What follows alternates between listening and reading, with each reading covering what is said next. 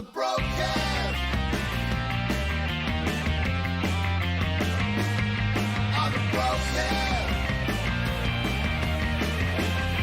On the Brocast, yeah. What's up, everybody? Welcome to the Brocast. It's Saturday, it's 3 p.m. It is that time once again for us. Well, yeah, hey, look, I don't have a camera today. That's okay. Don't be confused. My name is Commander Josh Hawkins. I am joined by Commander Greatest. Hellonium. And Commander Turgeon Starstone. Good afternoon, everybody. And today, ladies and gentlemen, we bring you, as in the fashion of the Brocast, another space game with some more exploration. That's right, today we're going to go check out EVE Online, as you see from the thumbnail behind the YouTube chat right behind us. And the reason why we don't see my beautiful face today is because I'm sitting in my living room playing this on a slightly larger screen because of all the windows and stuff and things. So, ladies and gentlemen, let me give you a little bit of overview as to what this game actually looks like. It's beautiful, it's old, it's been around forever, and Greatest seems to be addicted because I've seen him playing it quite a bit. You could argue it's one of the original space games, because this thing came out in 2003. That's 15 years ago now. Imagine that, and it's still going strong. 2003, and 2003? Yep. Oh yeah, it really is that old. Really? It is. Holy It crap. predates Warcraft by Indeed. a year. And it has Man come City a Heroes long, by long year. way from back then. They kept developing, and that's why it's still going strong today. And yes, I have indeed been playing this for like the best part of the last week and some more.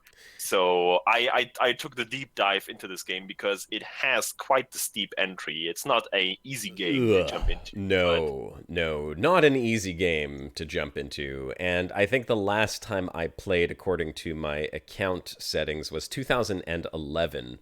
So, There you go. considering Well, how much has changed in that time, I'm going to be a little bit of a newbie, even though my skills and my ship and everything is not newbie in the game. I'm flying advanced ships. I was going to say, I'm hoping you left your character learning some skills in the years when you're away. That would Yeah. have counted, wouldn't it? Yeah, I'm also going to mention that my whole setup here, as far as like my overlay and everything, is like so outdated, and I couldn't even tell you what the hell I'm looking at here. So, I don't even know how to change things or go places or do stuff and things. So, anyhow, we'll figure it all out. There's going to be a little bit of a learning curve, but the ship that you're looking at right now, I believe, is called the Buzzard. This was one of my exploration ships. It's like I think they call them tier 2 ships. There's multiple tiers of ships, which you can unlock through your skill trees. And this is like a tier 2 exploration vessel. It's also cloaking. Here, watch this. Oh, I can't cloak because I'm within 2,000 kilometers of a station. Hold on. Let's get away from the station. I'll just activate. And You You're must leave, with- leave settlement. Leave settlement. Come on, get your SRV moving. And I'm very close to you right now as well, which I think breaks your cloak. Yeah, well, you won't be able to catch up to me. At least, unless you're in a super fast, speedy little ship. I am. You're in a speedy ship? This is I am indeed. There's great But you're test gonna, right over if you here. wanna get, how far do you wanna get away from the station? What did you say, 2,000 or 200? you need to be 2,000 kilometers. So I'm gonna log Yeah, on then to we have Brocast. to warp a bit. Yeah, well, I No, think we got- we're good enough. Here, watch this. I'm gonna go ahead and cloak this ship. Watch this. Am I still no? Oh, there it goes. Oh yeah, look at that beautiful cloaking. Oh, cloaking. Something we wish we had in Elite Dangerous, right? Oh. Uncloak. Look how gorgeous it is. Bloop, there he is again. Oh, it's so sexy. So sexy. What's the matter, Greatest? You can't catch up? Well, I can. Come I on. just deactivated my thruster right now. Here, let's see. Catch up. Let's see. How fast are you going? I don't know. How fast am I going? 1.2, 1.4, 1.6. Oh. You are catching up. And now you're falling behind. I'm going 2.2, let's say around 2.3 kilometers a second in this thing. Well, I'm going 2.7. Oh, okay then. And whatever. Yeah, we're gonna go look into some exploration, and there's several ways to do this in this game. As far as I'm aware, you can either just hop into, in the high-sec system that you can scan for stuff. There's some combat sites you can discover, sometimes even some data sites. But in high-sec territory, which is like the safe area in the game, where when you get attacked by another player, for example, there will be police forces jumping in rather quickly and trying to save you. Not always successfully, but they will kill the guy that attacked you if they mess up. Yeah, there's So- what's called high sec and low sec and null sec. Yeah. So then there's low sec and null sec, where you don't have police coming to help you, but there is also the more valuable stuff there that you can find by exploration and in terms of ores as well. For example, if you want to go mining. And then there's a third option, which is the one that we're going to look into today, which is wormhole space. That's a whole different kind of space. We'll see if we can actually get there, of course. Yeah, but I mean, I never had trouble finding a wormhole, so we will try to do that as well today by just jumping to some systems and looking for wormhole. And in wormhole space, you can't really see who else is around by the local chat, at least, as we can hear in high, low, and nullsec. Well, we'll see. We'll talk about all that while we go along. I suggest we, for now, just jump around a bit and search for a wormhole. Now, well, hang on. Before we jump around and search for wormhole, the first thing I want to say is you notice that I got all these little windows open here. EVE Online is kind of one of those games where you're going to have a lot of windows open. It's called Spreadsheets in Space for a reason. Yes, it is Spreadsheets in Space. But I want to show you something. In this system that we're in right now, there are 2,000 people in this one system that we're in. When I docked at the station, there were 1,800 people docked. Yeah, exactly. 1,800 of those are docked, but at least 100 or so, or 200 are flying around in the system all at the same time. You're not always on the same grid, what it's called in the game, which is the same space where you can see each other locally, but they're all in system and they're all simulated simultaneously. So pretty good. And you can get several thousand people onto one grid. The way the game handles that is it will slow down the server tick if it gets too tasking on the server, but everyone will be able to still see each other. It will just be a very slow experience at some point if it's many people. Incredible. The space battles in this game are the most epic space battles you could possibly imagine. Imagine I would agree, 2,000 people. I've seen 5,000 people in a battle. It does slow down. It gets very hard to lock on to people, and sometimes you just find yourself dead because if the entire fleet targets you, and you're dead in a second. Yeah. But the idea is that it's incredible. You can get just these massive space battles. You can see right up here, 2,042, 41, 40. That's how many people are in this local system. And what's really cool about EVE is that space is completely open. There are no loading or transition screens or anything like that. If I fly away from this planet right now for a day, I can bookmark that spot in space and then I could just go back there, and it's all part of the exact same system. So space is completely open. You could fly yourself far away from everything and just be done with it, and or you can come in and stay close. And you can see here, I'm looking down at the station. This is like a tactical overview. You can see ships flying in and out. There's ships flying away. These are other places within the same system, different docks and stations and stuff like that. And as you warp, people can warp. And there's many more things this game has going for it, to be honest, because it does look fantastic. For example, this game has some of the best engine effects I think that I've ever seen. If you go into warp or just fly normally, it looks really good in my opinion. Yeah, that's pretty. Also, the textures on the ships look really good, and the ship design itself is fantastic in my opinion, because each nation has its own style of ships, and you can always tell which nation this ship belongs to that you're currently flying. But then at the same time, the different ships of one nation still look wildly different, and I really enjoy the ship design in this game. And there's over 200 ships, I think. There's plenty. Oh yeah, and ships have different roles, but they can be completely fitted however it is that you'd like to play them. So this particular ship has bonuses for scanning. So it's an exploration type ship, but it's not the only one. There are many exploration ships, and exploration in EVE works very different than exploration in Elite Dangerous, which is one of the reasons why we want to take a look at it today and kind of show off some exploration in a different space game that's been around for a very long time, has a proven track record, like Greytest said, 2003. So this game has been out for 15 years.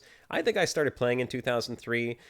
This account it's been deactivated for quite some time. I have not played the game, but what's really cool about the game is that it's actually free to play right now. So if you want to get into EVE Online, you could download the game for free. There are some restrictions on what they call the alpha accounts, which are the free versions of the account. Those restrictions are lifted when you unlock what's called an Omega account, but like some other online games, they have made it so that you can unlock it with in-game currency. So basically just playing the game and committing time to it will allow you to upgrade to the paid version of the game, if you want to say paid. And Mini puts it there quite correctly. It's not too hard either. Just me and playing almost 2 weeks now. Of course, I had a slow start because I'm a fresh new player, so I don't have all the means to make the big money just yet. But even still, I was already a quarter to the way there of earning 1 month of subscription in game. So that's pretty good. And now, of course, Mini gave me a little boost because he has some old friends in the game and they just gifted me a 1 billion of in-game credits, which pretty much took me already there. So I could almost afford 1 month of Omega Clone now. But it's not necessary. You can once you're played for a while, you can easily just earn it by playing the game and then unlock all those advanced features and ships and modules and all that good stuff. Now, the learning curve is steep, but let's say they do have a tutorial. So once you jump into the game, you can play the tutorial. The tutorial is pretty good. I've played it several times now because I have some different characters. It's solid. It doesn't show you everything. So I would recommend you watch some YouTube videos alongside because there's some very good videos out there. I can recommend, for example, EVE University, where they go into the details and everything you should know to get started. And that doesn't take too long. Take a day off or so, and then you can take the deep dive as I did. Yeah, and if you do start in the game, you're going to be starting with beginner ships and stuff like that. So it's not that difficult once you start up. You learn it as you go along. And let's put it this way: just like in Elite Dangerous, if you manage to get the money, or if someone gives you money to buy a bigger ship, it's not the best thing to do, because the way that this game works is it's skill-based, and ships require certain skills in order to properly pilot them. What's really cool about the skill system in EVE is that you can train your skills even if you're not online. So you set the skills you want to train. I have skills training right now. In fact, if I can go here, I'll show off my little skill training. So here are, where is it? Character? Oh, no, here we are. We're right on skills already. So these are all the different skills. Like if I click on Spaceship Command, you have all of these different options under Spaceship Command. If I go to Navigation, you have all the navigation skills in here. And you can see how long it takes to train them. Now, I am pretty high level for this account. Actually has quite a bit of skill points on it already. You can see right here, if I wanted to increase high-speed maneuvering, it would take 3 days and 23 hours. But if you look at one where I only have 1 point, this one would only take 3 hours and 25 minutes. So you can queue them up, and I've got a few queued up here right now. One of them is going to be done in 32 minutes. It's going to be hacking level 2, so that's going to happen during the Brocast. And we'll actually see what happens. I'll probably get a audible notification saying skill training complete. But you're training even when you're offline. So it's pretty cool that you could do that. And that way you can kind of plan out what skills you want to have trained so you can fly a particular ship. Because, for example, the ship that I'm flying right now has a cloaking device. And for cloaking devices, you need to have the right skills. So if I right-click on my cloaking device, for example, and I go to the attributes, it should show requirements. Where is the requirements? Oh, requirements. There we go. So you need cloaking 4 and you need CPU management 4 in order to use this this cloaking device. This is a covert ops cloaking device level 2, so it's a tier 2 cloaking device. You can also see from this little symbol next to it that you need to have an Omega account in order to use it, which is why Greytest is not cloaked himself. So Exactly, but at one point there, Mini, that's not completely true. You can actually control your ship manually, but it's not like a first-person control like in Elite Dangerous, for example. You can just you steer it, but you still have the third person, and you still need to do everything else. I'm going to stop hand, my like ship and show targeting that a little bit. So right here on the left-hand side, and I think on our screen here, it might be cut off a little bit at the bottom. Yeah, it is. This menu down here is cut off at the bottom because the format I have, or the resolution I have my menu, my window right now is, I have it in windowed mode, so it's not, the ratio isn't right. You can't see the whole window on the YouTube screen, but if I just go here, there is this option that says first person camera, and now you're in a first person camera. This is a new feature they added, I think, a couple years ago, and you can actually fly the ship using like the up and down and left right arrows. And oh, there you go. Yeah. I didn't discover that just yet. I knew that you could control it manually, but how does the shooting work in that mode? I have no clue. I think shooting works exactly the same way as it did before. In order to shoot at something, you have to lock onto the target, which is like I'm locking onto Greytest here, and then once but to be honest, that's just a gimmick. Like nobody really plays the game if they want to be competitive that way.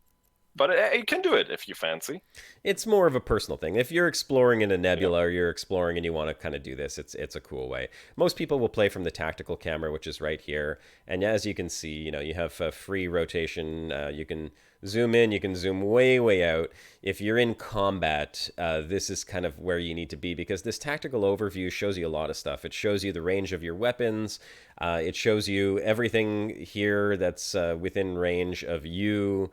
In big fleet situations, this is kind of an essential way to play. You're always going to be playing from like a zoomed out view like this, especially when you're doing multiple targets. And you can have multiple targets locked on depending on your skills, and you could be shooting at multiple targets at the same time. It's a very complex game, but if you want to get going, we're going to get going. So we're going to be checking out some exploration. Yeah, we're going to have a lot more time talking about all the details. If you have any questions, guys, put it in chat. We are going to try answer them as best as we can. Mini can certainly help us as well, even though he is a bit outdated because he hasn't played in a while as well. So we'll work it out together. Should we jump to the first system then? Yes, I'm going to follow you, Greytest. So you don't have to do anything because I can actually fleet jump us. That's another feature this game has. If you're in a fleet, I, as the fleet leader, can actually take control and tell us both to jump to that gate down there. So look at that. Greytest is fleet jumping us, which is also amazing when you have a fleet of 2,000 people. Oh, yes. A. Plosky is saying, the ship flying in Eve is crap and completely uninteresting. It's more management than anything else, but that's not a bad thing. It is just different. And he's correct. You're not really flying the ship, as you saw just as we were talking there. You're commanding it, basically. Yes, you say, click on this, go to this, orbit this target, lock on this target, keep this target at range. It's all done through menus, or just by clicking on the screen, which is a little bit more difficult sometimes. But with that said, once you get used to it, it's still really cool. Now, we are at this gate. I'm assuming we should be jumping through this gate. Yep. I'm going to jump through the gate. I already did. There we go. Once, each individual sector has gates that will warp you to other areas. Warp drive active. And Greytest is jumping us again, so I'll just keep following you. Are we...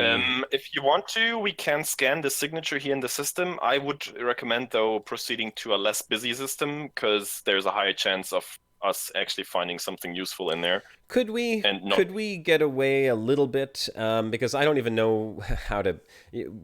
This is going to be a bit of a crash course for me. Yeah, of course. We will go to a system where I hope it's rather quiet, and we'll hopefully find a wormhole, and then we have enough time to, slowly get into the whole scanning thing again and everything.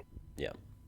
All right, jump through this gate, please. I am jumping through the gate. When you're in a fleet, usually fleet commander will direct everyone, and they will say, align to the target, everyone jump now, and everyone kind of does things simultaneously. Because when you're doing PvP in this game, which, by the way, it's a full PvP game, like Elite Dangerous, you can be attacked anytime.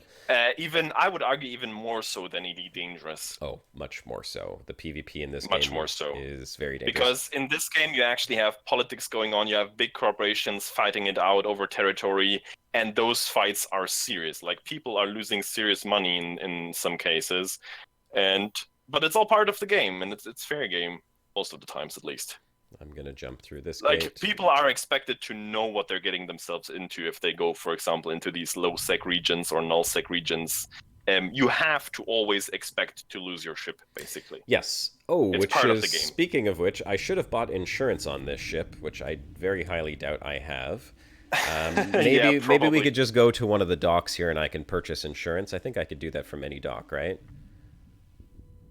Yeah, I think from any dock. Yeah. Soviet Navy let's- Center. Yeah, let's keep going for now, because we still have Active. 2 jumps. Okay, we'll go the 2 more jumps and then hopefully we'll find a dock there, and I'll just buy some insurance for the ship. The modules you have on your ship, by the way, if you blow someone up, you can usually get some of their modules, because you can go and like open up their ship's cargo and take modules from them. So in PvP, there's a purpose to PvP. It's not just blow people up just because, which is something Elite Dangerous does not have. There's no reason for PvP other than just fighting people in Elite Dangerous. In EVE, fighting people gives you stuff. You get stuff from blowing people up, which is one of the reasons why people do PvP in this. Warp drive. There we go, Active. warping.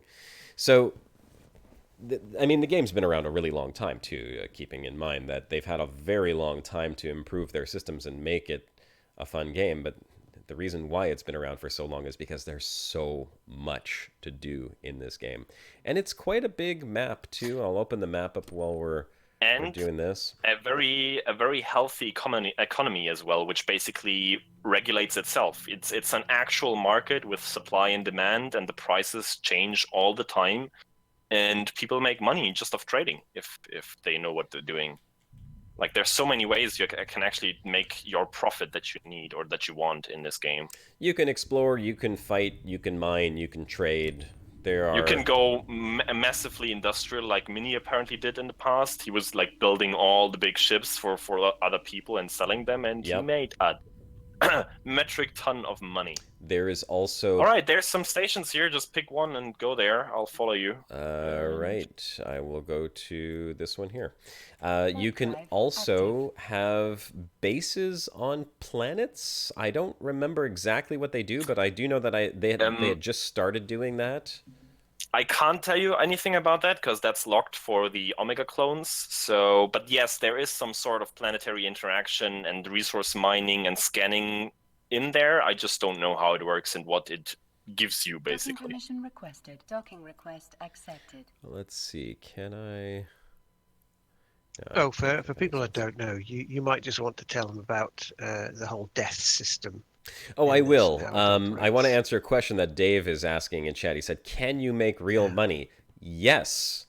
Yes, you can. In-game currency can be traded for real money or purchased for real money. So it works both ways. People actually make real money off of this game.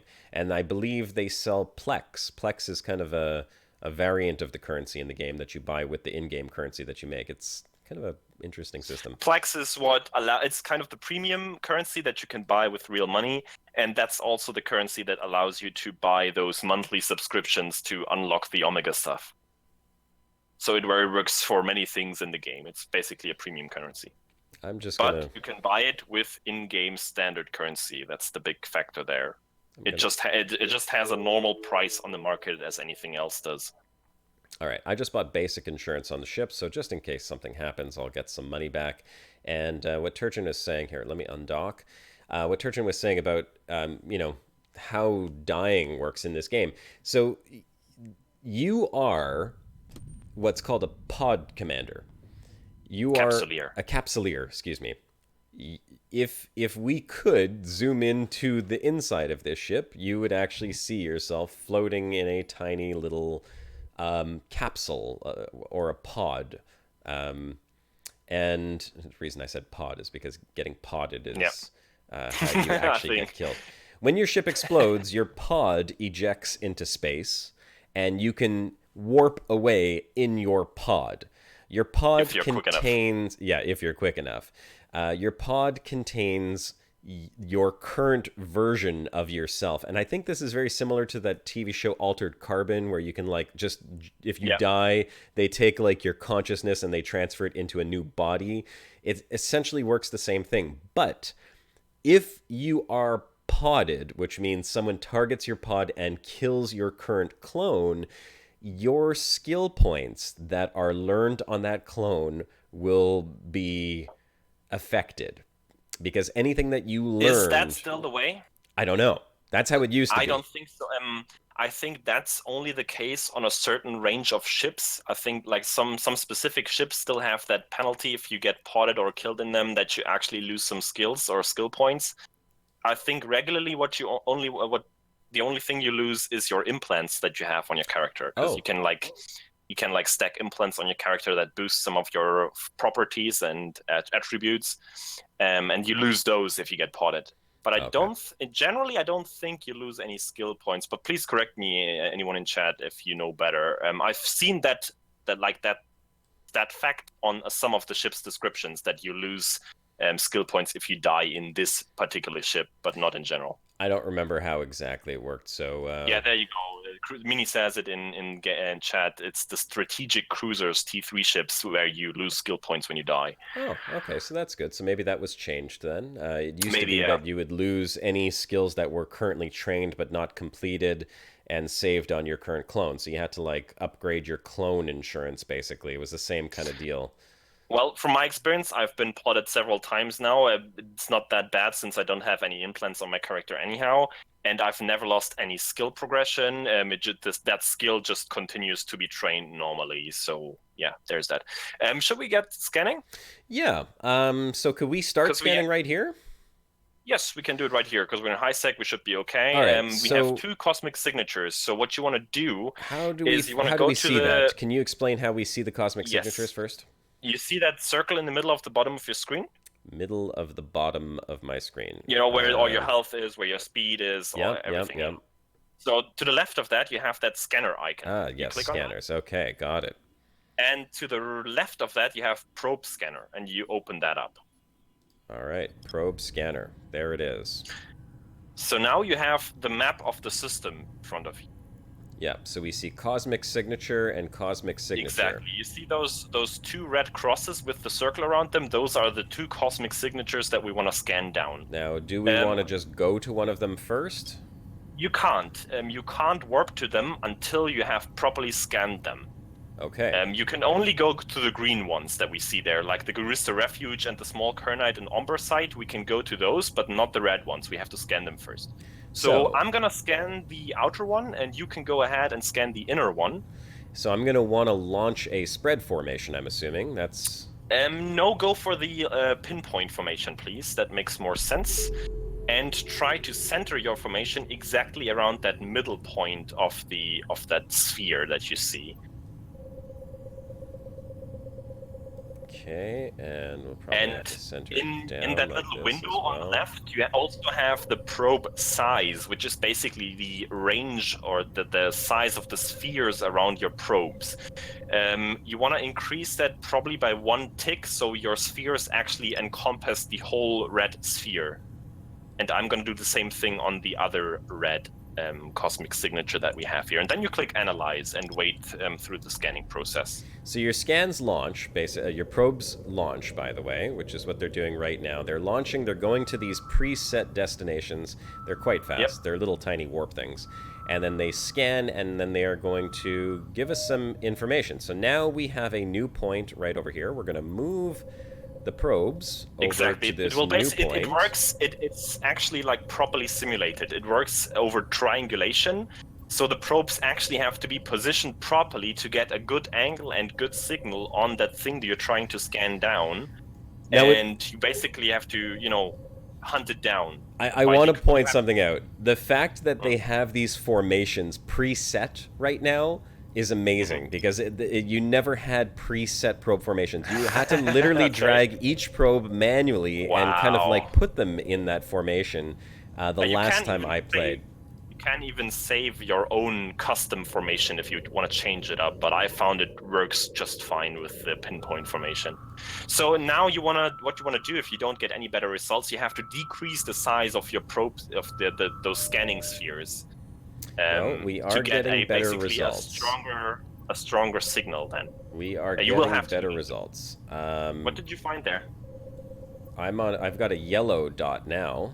Yeah, but it should already say what it is, right? Oh, it's a wormhole. Oh, I got one as well. So we have 2 wormholes already in this system. So that's good because we can, pick where we're gonna go then. Now, I'm going to point out that the ship that I am flying currently does not... Well, I have a rocket launcher, but the ship is not really intent on combating anything. So No. I'm going to just pinpoint this wormhole. We are at like 99% of the discovery process on this thing now. I'm almost there as well. I'm going to lower this down a little bit. We're going to do one more scan, and I think we should have the location of this wormhole. I got it. I got mine. Once it's green for you, once you have it scanned down, you want to call back your probes again. You can do that with that button on the top. Yep. Recover active probes. We're going to go ahead and do that. And then just right-click on the thing you just scanned down and click Warp to within 0 meters. Well, I'm going to warp to within 10 kilometers because I want to get a view of it. Yeah, get a good... Yeah, okay, do that. All right. I'm gonna warp to the one that I scanned down so we can see what we have. All right. What is there a difference between the wormholes? Yes, they all lead to something. They can lead either into normal wormhole space, into dangerous, deadly. I mean, there's certainly a certain progression, so I don't think you can directly jump into deadly wormhole space, for example. But you never exactly know where it leads because those wormholes, they pop up and then they decay after a few days and disappear again. So they are always different. Okay, so you can see. So here we are. I just arrived at mine. And I've arrived at mine as well. There is a Buzzard here, another Buzzard, and there is another ship. Interesting. This guy is in a Tuzum? No, that's the name of his ship here. It's a Gila. Those are both exploration ships. This wormhole... No. You probably don't want to go in there then, because the Gila is not an exploration ship. That's actually a missile cruiser combat thing. Let's take a look at it and see what... Oh, yes. Ooh. Oh, and a very deadly one at that. So he just warped out. Okay, he just warped out to a different planet. So what you want to do, at least you're cloaked so they didn't see you, which is good, because the Buzzard just arrived at my hole. So right click on that hole, either in space or in your overview, and click on show info. Let's right click on the hole. Show info. Unstable wormhole deep in space. Wormholes of this kind usually collapse after a few days and can lead to anywhere. This wormhole is beginning to decay and probably won't last another day. Yes, that means that you have something between one whole day and I think a few hours left, because once it gets to the critical point and it's only going to last a few more hours or so, I don't know where the exact limit is there, it will say something different in that line. But the important part is it says on mine, this wormhole seems to lead into unknown parts of space. So that tells you that's like standard, normal wormhole space, not too dangerous. This one says dangerous unknown parts of space. Okay, see, you have one that leads directly into dangerous space. So now we can pick and choose where we want to go. If we're going to want to go to standard space, which is my hole, or to the dangerous one, which is your hole. Let's dive into your hole. I'm going to warp. Yeah, I was just going to say, you've got buzzers and holes, you've got spheres around probes. I mean, for God's sake. I'm going to warp over to you, Greytess, and we're going to... Dangerous. We're going to shove into your hole. All right, let's squeeze in there. Squeeze in I mean, there. it says right here, larger ships can pass through this wormhole, so I think it's rather flexible. This hole's been used many times but before. no, because it says this wormhole has not yet had its stability significantly disrupted by ships passing through it. This hole's ready for business, baby. All right. Okay, I'm here. I am just Okay, I cloaked don't see you, beside. but I'm just gonna jump through the hole and see you on the other side. We're gonna go and approach the hole. And keep in mind, once we are on the other side, we are I'm free gonna game jump through the because hole. the other side of this wormhole is not secure. There's no police there. You can get shot and killed on sight. How do we jump into the hole? you Enter probably will get enter shot the and killed wormhole. on I'm sight. entering the wormhole. Do you want to go through? Yes, I want to enter the hole. Let's get in All the right, hole. so I'm on the other side. I don't have anything on my directional scanner, so there's nobody within 14.3 AU of me right now, or they are cloaked. Both is possible. When you jump through a hole or a gate, you will immediately cloak, and you will stay cloaked for a few seconds. 1 minute exactly. But yeah, now it's the question, like, once I uncloak, I am uncloaked. I can't cloak again. You just uncloaked for a second Yes, I just moved away so I can activate my cloak. there. Now, I just want to quickly yeah, point now- out, I have a new opportunities popped up here. This is kind of like guided gameplay, I suppose. It says, through the wormhole. You've jumped into a wormhole and have emerged in unknown space, also called W space by Capsuleers. You should be cautious. Next. Oh, okay, that's it. So, now I see gray test. You should stay by the wormhole just in case you need to jump back through. That's what I'm doing right now. I'm orbiting it just to see if anyone is going to pop up. Usually a very good idea is if nobody is there, hit your drive, get far away from the wormhole, put some distance there. That way you can see if people jump in or not. It's just a safe way to get yourself, But since we just saw some people coming through, like that other buzzard went in here, I think. So he is somewhere in the system, unless he kept jumping into the next adjacent system. We don't know that. Now, so there are planets in here. Let's look. Show solar Yeah, you system have map in different options. browser.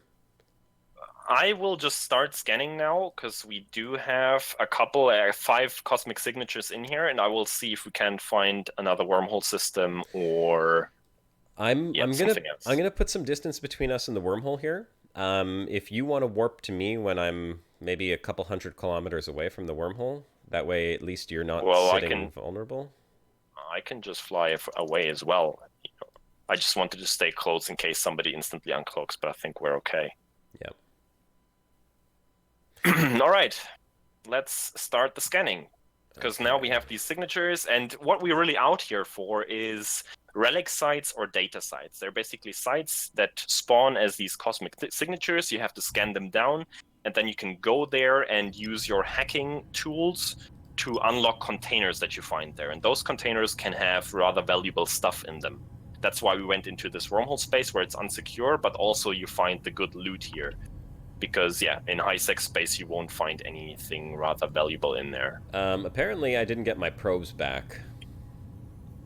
You have to reload your launcher if you didn't bring extra. Oh, if you have a whole set of extra probes in your cargo hold, it will automatically reload. So I recommend that for the next trip. Reload all. I can't do that while cloaked. Let me uncloak myself. All right, I will start probing. I'm gonna reload And my probes. We have the Buzzard. He's 51 kilometers away from us. That's He. me. Oh no. Oh, that's that's. not me. Oh, yeah. Of course. Yeah, that's you. That's you. I'm Oh sorry. yes, it is me. Okay. All right. So let's go back into scan mode over here. Let's launch a spread of probes. Also, what you want to do, I forgot. Right now, right-click on the wormhole that we just left. It should still be on your overview, and save location, and save it as like I'm saving it as wormhole back. Because if you do that, you can always warp to it again, and instantly jump back into high-sec. If you don't do that, that's what actually got me killed several times because I forgot to save my wormhole back. you have to scan it down first again to be able to use it again. How do So, you... Oh, I see. Wormhole right-click, home. It just save shows up location. on your right-click menu now. That's great. Okay. Exactly. Now you can right-click in space, wormhole back, warp to location, and instantly jump through it to get to safety. Fantastic. Okay, let's go ahead and do this then. Let's launch some probes. See, why is it saying interference for my cloaking? I guess I have to uncloak, launch the probes, and then... Maybe. I've never done cloaked exploration, so I can't tell you exactly how it works, but you might have to, yeah. Been a while. I thought I could do it. Okay, I being found cloaked. another wormhole already, because it's not the one that we're currently at. So I'm gonna scan that down completely, and we can check out where that leads and save it. I'm currently scanning, like, you go ahead and scan the stuff in the center of the system. I'm scanning the stuff on the outside. Okay, I will scan everything in the center. Let's launch, spread, blah, blah, blah. Pinpoint. I'm always keeping an eye on my directional scanner, but it's currently completely empty. So either everyone in range is cloaked or nobody's here anymore. I scanned down that wormhole. I'm gonna jump to it and check out what it is. I'll be right back if you survive. Well, I should survive, let's say. And the thing is, if somebody actually tries to hunt you down, you at least get a little bit of a warning, because they will have to scan you down with combat scanner probes, and you can always see those on your directional scanner. So if you see combat scanner drones popping up on your directional scanner, that's a good signal for you to get the hell out of there. And scanning in this game, like scanning for other players, is absolutely amazing, because it doesn't work exactly like this. It's similar. You have directional scanners, and you can narrow down the direction that you pick up signatures, because there's it could be like an unlimited number of things to see out in this system here that we're just not picking up right away. And there could be people there we don't know. Using the directional scanning, it's a really cool way of finding other ships, and then you could jump in on them doing like missions and stuff and attack them if you're in low sec space. If you're about the PvP, that is. Okay, so now this is different. I don't know what I've got here. I've got like 2 dots connected by a line. Yes, that means only 2 of your probes picked up that particular signal, and you kind of have to usually pick the one that's further away from the center of your probes to scan down, because that's the one that will have, less probes that actually can reach it. So that's probably the right one. Because, if you have two points in space and you only have the distance from them, what you get is basically a circle. So in that case, it actually has to be 3 probes that scan that particular point already. And you get, 2 options, left or right, basically. It's actually modeled like you actually would track down something in 3D space. Which is pretty cool, I think. have found another wormhole right here. Let's go ahead and... that's the one on the outside. I told you to scan everything down in the middle. I just scanned down that one that you have right now. Well, fine then. It leads to unknown space. I've just been there, checked it out. It leads to another unknown sector, so not dangerous, not deadly. Okay, I don't know why it gave me the same one. When I was scanning, it kind of like directed me towards the outside, so that yeah, was just pick those 3 dots you have left in the middle. I'm gonna pick the other one on the outside right now. Well, I may as well scan this one down since I've got it. Yep.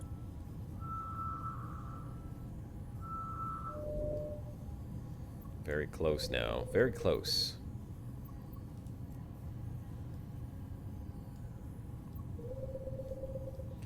See, we would love for Elite Dangerous to have some type of active discovery system like this, where you actually have to engage in finding cool cosmic phenomena that give rewards. And of course, the deeper you go into this type of scan space, the more dangerous it becomes, because finding your way home can be much more difficult, especially when you're going through But that's wormholes. exactly why I always mark the hole I just came through as back. So you can basically just backtrace as quickly as possible, unless one of the holes closes up right behind you, which shouldn't happen unless you take the risk going through one that says it's critical and about to collapse.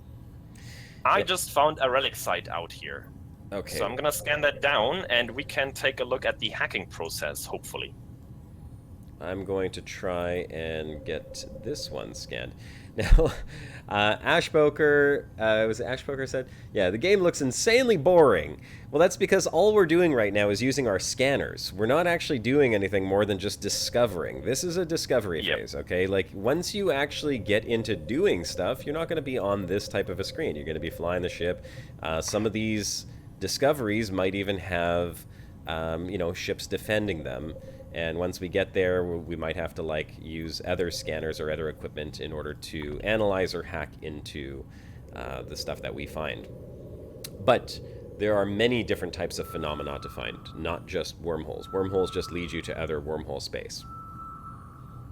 All right, I put the location, the relic location I just scanned down in Fleet Chat. If you want to check that out, you could go ahead and warp there, cloaked, so you can see if there's enemies there or any other players. And because it's outside of my directional scan range, so I can't see if there is anyone there right now. Okay, I'm gonna finish my scan of the system. Yep. See if I can identify a couple more of these. I'm gonna do that as well, just because I have the time. Then I have them locations for myself.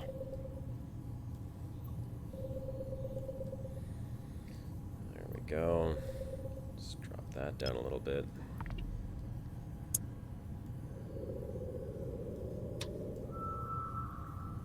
Where are they? Asking for a friend.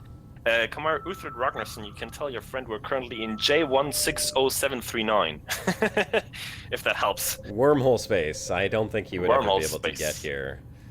Well, there are maps. There are third-party tools that basically, map all that wormhole space and the connections Oh. between them out. Okay, But of that's course, cool. they have to be kept updated because those wormhole connections change all the time. Yeah. I've never used that. I'm just going, on my own, so you don't really need it. But if you want to keep control of wormhole space and actually, settle down there with your corporation or faction, then you do want to keep control of all the wormholes and monitor traffic and stuff like that. And then it makes sense to, know what's going on around you. So now Greytest had scanned this wormhole over here. Hold on, let me just fix my microphone a little bit. Because it's not in front of my mouth. I'm sitting on my couch right now, which is not my usual setup. Rumble, rumble. Yeah, sorry, that's just me fixing stuff. Oh, there. Now we'll actually have a microphone. One sec here, guys. Sorry about this. Oh, I found another relic site there in the middle of the system. That's cool. We have two now. So by Greytest identifying this relic site, he's actually put the link to it in the chat, which means I can... Yeah, basically, I bookmarked it, I saved the location, and then you can drag that saved location into chat and just post it to whoever you want to post it to. Some people actually sell that kind of information to other guys if, they don't want to do... I mean, not in that case, everybody can come here and scan things down. But sometimes it actually makes sense to gather that kind of information, and then you can actually sell it to other people for money, which is awesome. So I can save the location. I'll say relic site and submit. Now, I should be able to just right-click here, personal locations. Oh, wait a second. That didn't work. Okay, I have I the got other... home. Okay, you're going to have to help me here. How do I actually get to it? I'm not sure. You just right-click on it and... If I right-click on it, I say Add Waypoint, Save Location, Show on Map, Show in Map Browser. Okay, maybe that didn't work correctly. Hold on, let me see if I can post that to you correctly. Can't set it as a waypoint, so... I never did that kind of stuff because I've never really been in a fleet before. Broadcast? Oh, I think it's broadcast. Hold on. Broadcast? So now you should have it in the fleet history, which I closed. Now click on your fleet button on the left. On my fleet button. And then on history, on the history tab.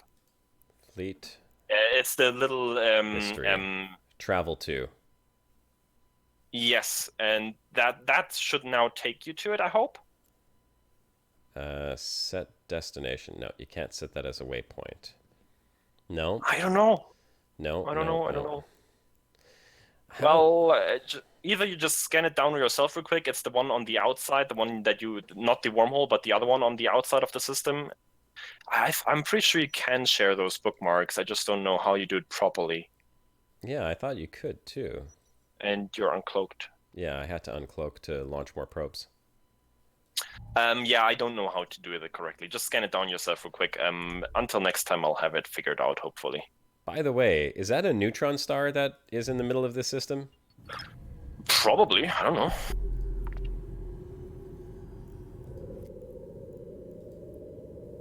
It looks like it. I see jets shooting out of the damn thing. That's incredibly cool. And yeah, whatever. Let's get to one of those locations, or rather, you get theirs to check it out. It and was the scout one it on the out for me. left, right? That's the one that you scanned? Well, not the wormhole, the one on the outside of the system. Yes. The very outside. Okay. Yes. All right. We'll scan this one here real quick.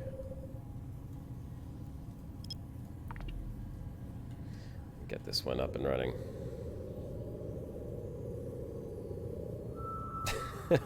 Ray says, "Hey Josh, I heard you had an arranged marriage with a Thai ladyboy. Exotic." Oh, that's out now? Everyone knows? Maybe they know more than you know. Yeah, apparently. An arranged marriage with a Thai ladyboy. Not quite. As far as you can tell. Alright, let me know when you got it. Yeah, I can assure you she's not a ladyboy. I just found a data site in the middle of the system. So we have plenty of options to go to in the system, which is awesome. Okay, I'm zeroing in on the relic site right now. Should have it in 30 seconds or less. Excellent. Then you just warp there and check it out and let me know if there's anything there that could pose a danger to us or to me. Roger that. I'm gonna scan down the rest in the meanwhile. Yes, Nightbot is politely pointing out that it's apparently my Instagram says I had an arranged marriage with a ladyboy. Oh. News to me, ladies and gentlemen. Very interesting. The complexity of menu mechanics. Aquatic Borealis, that's exactly why you, at least at the beginning, wanna watch some tutorials or have someone help you out, and you can always ask questions in the Rookie Help channel. Like, people are very helpful in there. In fact, I've tried it out myself. But yes, it is tough at the beginning. I know. I'm just saying I feel like it's worth it because you actually get a lot of depth out of this game as a reward once you learned everything. Okay, so that's the wormhole we came through. Okay, I have just arrived at the ruins. So, what's going on there? There are blood remains, blood ruins, blood rubble, blood remains, blood But no rubble. enemies and no other players? Not that I see. Excellent. Then I'm gonna warp to you, and yeah, we'll get hacking. All right. You wanna target one of these ruins, rubble, whatever. Pick one and target it, and then fly within 2,500 meters. Maybe orbit it at 2,000 or so, and start hacking. Because you need to be within 5,000 meters to actually use your module. And you're still cloaked. That's why I can't see you. But you should have just seen me warping in here. I did just see you warp in. I'm going to uncloak and just rapidly approach these things, because apparently you can't target them unless you're uncloaked as well. But uncloaking could be dangerous, right? I don't know how all these cloaking mechanics work, since I haven't done it yet. But I mean, I'm here anyhow, so anybody in the system will see that I'm here. So it doesn't help too much if you stay cloaked. You would just be able to run away easier, and I would be the bait. That's right. Being left behind. Gray bait. I'm gonna go for these blood ruins. Okay, and so now that I've got to this, what do I do exactly? If you have it targeted and you're within 5,000 meters of it, you just use your relic analyzer on it. You just click that module I'm below, going to use and my relic analyzer. Oh, and now it's opened up a hack. Exactly, that's the hacking window, and that's a whole nother different mini game now that you're playing. I'm gonna watch our directional scanner. So how this works is you start at the orange circled node, and you click on the next node, and there will be a number popping up, and that number in the node will tell you how far away the next interesting thing is. That can either be the final node that you have to hack to unlock the cargo container, or it can be something else, like a mystery item or a useful item that will help you in some way.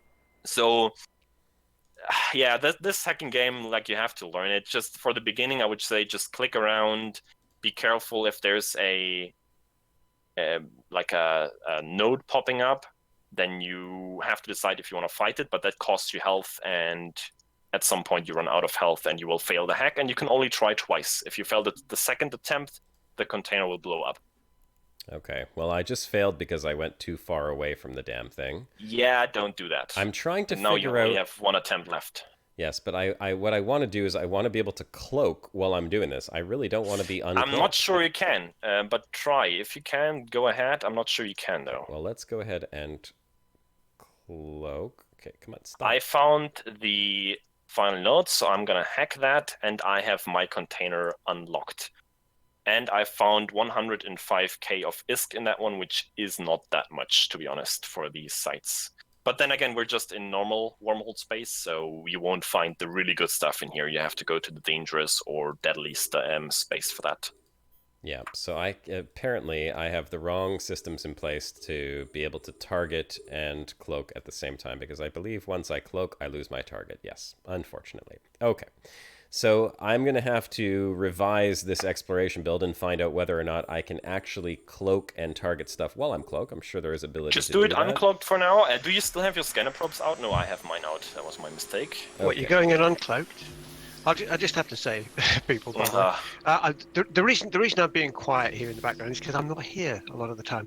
I'm keeping an eye on my dad. He's having a bit of an off day, so I keep dashing off to keep an eye on him. So that's why I'm not bombarding you with soundboards and things today. So. Fair enough. You keep your dad safe. We'll keep the stream safe. Maybe. Utility subsystem. What is a utility subsystem? I think that it's like a wrench, right? No, it's that shield. And you click on that, it will pop into that little bar on the bottom. If you encounter an enemy node, the ones with life, with a health and attack value, you can click on that and you will be resistant to 2 attacks of them, and then the shield will be used up. We are getting attacked. I don't see anyone here. Yes, I see someone here. Okay, I'm gonna warp away real quick. Shit. As you are being targeted by someone. Yeah, that's the risk you take. I am getting attacked. Can you get away? No, he's dampening me and... yeah. I didn't see him on directional scan, so he must have... I don't know how he scanned us down, because I did scan for probes and I didn't see anything. Yeah, I just got killed. And are you still in your capsule? Can you get out in your capsule? I'll try. Warp drive active. We'll see. I'll just add at this point here that Nope. I played Eve about Potted. 10 years, 10, 11, I don't know, 10 or 12. It could have been 13 years ago. It's a long time ago I played it. Just for a trial, I played the trial of it. And that was enough for me. That really was, because I just wanted to have a look at things and go around exploring. And every bloody where I went, some tosser shot me. Yeah, and I but thought, that's part of the game. This. Like, what just happened full there of, is full of a-holes. You know? We've either been So it's not for unattentive me. to the scanner, so we didn't see the probe scanning us down. Yep. Or he just stumbled upon us. He just warped to the he scanned down this location and warped there, and he saw us because we weren't cloaked. I can't be cloaked. I don't know. Maybe there is a way to actually do all this cloaked, but I don't think so. I think you have to probably uncloak to hack. Well, So yeah, he found us, and then people have modules to keep you from jumping away, and they can kill you. Yes, he had quite a few modules to keep me from jumping away. And also, this is the reason why I was saying it would have been much better had I outfitted this ship so that I could do everything cloaked, because there is a way to target stuff while you're cloaked. I'm pretty sure it's like passive targeting or something, Okay. which I did not have on this ship. And Yeah, I think there's a probably- module that does that. So he's got some loot now that he's going to pick up. Where did it put me now is a good question. To So- your home station. You can Which- set your home station. You can just pick whatever station you want. Now that's It costs you like 100k to change it, I think. okay. It put me back to Otunuomi, my home station here. So now that I'm back at this home station, which was 14 jumps away from you, I got some money back because I died. So I'm pretty sure Because that you were insured, right? Yes, I got my insurance paid out 4.8 million ISK. I highly doubt that was the value of the ship, but I only had basic That was- insurance. No, that was probably close to the value of your ship, but just the ship. No, Not because the you took the base. modules. You took the base insurance, right? Yeah. Yeah, that's only gonna cover like, I don't know, 10% or so of your base ship of the value, but that does exclude the modules. So usually the modules are the really expensive part. Yeah, your which ship. fortunately the scanning ship doesn't have an incredible amount of modules in it, but that's besides the point. Now I will have to buy a new ship. So let's see. This is But all. that's why I'm going with cheap ship right now. It only costs like 1 million with everything on there, so I don't lose much if somebody kills me. Yeah, go ahead if you can find one of those passive targeting modules, or we could hop into some beefy ships and try to shoot some stuff. What do you think? Or we could. No, I'm going back. I'm going back to Jita right now because I mean I have 100k of loot. That's not much, but I'm gonna bring it home anyhow, and then I would jump into a different ship. Or do you want to keep going exploring? I'd like to keep exploring, Okay. but I need. I to mean, we get can another try exploration ship. null or low sec as well instead of wormhole space if you prefer that. What's the diff? The diff is that you see people in local chat, so you can tell if there is anybody with you in system. So if you see nobody else in local chat, you know that you are alone in the system and nobody can jump you, which can be an advantage, but also a disadvantage, of course, because they also know that you are there if there is somebody else. No, I don't mind doing what we were just doing. We'll just have to be a little bit more cautious, is all. Okay. What Then I'm going to go back to Jita anyhow, and then come towards you, and we see if we can't find a system with a wormhole halfway somewhere. What I want to do is find another Buzzard somewhere nearby. Let's see. That was a 49 million ISK ship? Are you kidding me? Yep. Oh no, here What we I'm go. saying, like 10% is what you get back, or roughly what you get back with the base insurance. If you take platinum insurance, you get almost the value of just the ship back. But you also pay Bottom line is, like 10%. people, if you're a casual player, if you like a bit of free casual type play, don't play Eve because it's not a game for casual players. That's the bottom line. Really. Yeah. Well, yeah, probably true. You can play casual since, you know, the skills are training without you in the background. You can just line up some big skills and they will train for weeks if necessary. But yeah, you have to know what you're doing. And if you don't really know what you're doing, you're not going to have much fun because, yeah, A, you're going to die all the time, or you're just Like I not going just to did. get anywhere. Okay, so the cheapest one I could find is 33 million ISK. It's 11 jumps away in Jita. So I'm actually going to start heading back to Jita. And I guess that's a good place to go anyhow, since... Yeah, Jita is like the main trading hub in the game by far. It's like 10 times more busy than the second biggest trading hub in the game. And that's why you kind of always get everything there, usually, and to a usually fair price as well. Like, prices fluctuate, but since there's so much competition at Jita, you know, they balance out rather quickly, in fact. Now, I don't remember which one of my ships here was the right... Oh, you know what I could do? If I have it here, which I'm pretty sure that I do, I have a stealth bomber. You could do the scanning, and I could just come along with you, and if someone attacks, I could just torpedo them from my stealth ship. If you can make sure that you can kill them, yeah, why not? If I I mean, have... there's also we could be very like picky and look for wormholes that only let small ships through. That would kind of make sure that nothing bigger can jump you, unless I don't know how that exactly works. If all the wormholes into that system would have that restriction, or if it's only that one particular hole, I don't know.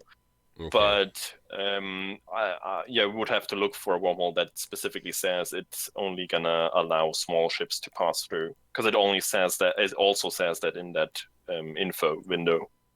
I'm gonna have to see if I even have that ship again. My stealth bomber is not showing up in this hangar, so I'm not sure where it was. I'm just gonna look through my assets here and see if I can find it.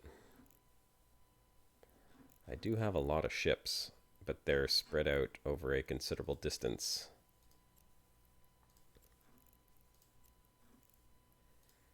And I got a lot of crap in a lot of random systems. Steve Shaw says, "I think we should go back to playing Hellion." Somebody wants to see the world burn. You know that Hellion just released a single-player version of the game now, so I was half tempted. I gotta say, I was like, maybe I might check it out and see if it's just as screwed up as the rest of the game. But Well, that's interesting because a lot of the problems that you had playing it were from trying to get two people together or a ship moving away and someone with their head stuck out the window and all that kind of stuff bouncing off the hull. It might certainly so help. it might be more stable. Yeah.